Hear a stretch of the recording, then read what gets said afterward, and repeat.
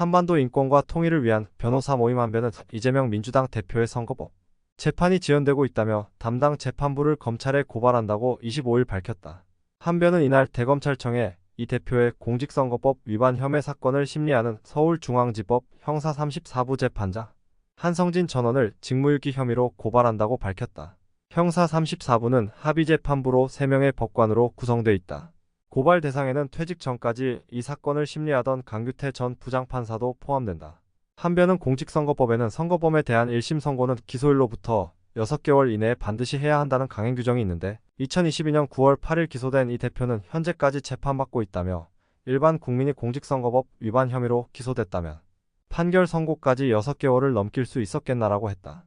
이 대표는 지난 대선 때 김문기 전 성남도 개공처장을 성남시장 시절 알았으면서도 몰랐다고 하고 국토부 협박으로 백현동 개발 부지 용도를 상향 조정했다고 거짓말을 한 혐의 선거법상 허위사실 공표로 2022년 9월 기소됐다. 이 사건 재판은 1년 7개월째 심리가 진행 중이다. 백현동 민간업자 정바울 씨에 대한 증인신문이 지난 12일 진행됐다. 김 처장을 모른다고 발언한 혐의에 대한 심리는 작년 말에 끝났다. 전체 사건의 심리가 절반 이상 진행된 것이다. 이 대표는 선거법 재판에서 벌금 100만 원 이상의 형이 확정될 경우 현행법에 따라 피선거권이 박탈돼 의원직을 잃는다. 이로써 이재명의 선거법 재판부가 어떤 태도를 보일지 궁금하다.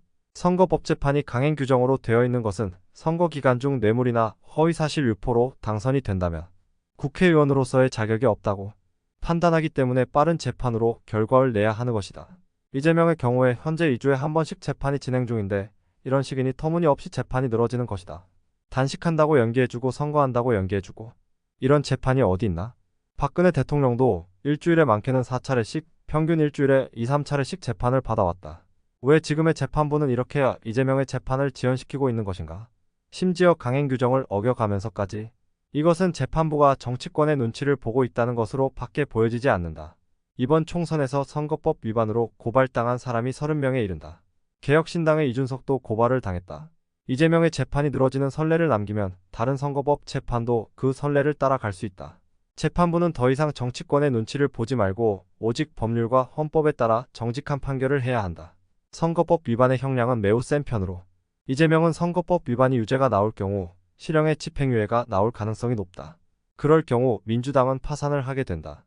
아마도 재판부가 이런 점을 눈치 보고 재판을 띄엄띄엄 하면서 서로 폭탄 돌리기를 하는 것 같다. 어찌되었건 이재명의 선거법 위반 재판은 현재 1심이 약 70% 이상 진행되었고 아무리 늦어도 올해 안에 1심 판결이 나올 것으로 법조계는 보고 있다. 1심에서는 수십 명의 증인을 불러서 재판 진행이 늦었는데 2심에서는 1심에서 증언을 한 증인이 증언을 바꾸지 않는 이상 같은 증인을 신문할 필요도 없고 이재명의 1심 판결을 뒤집을 만한 증거를 찾지 못하면 2심 재판은 1심보다 훨씬 빠르게 진행이 될 것이다. 아무튼 이재명 재판부는 변호사 단체로부터 직무유기로 고발까지 당하는 창피를 당했으니 정신 차리고 신속한 재판을 진행하기 바란다.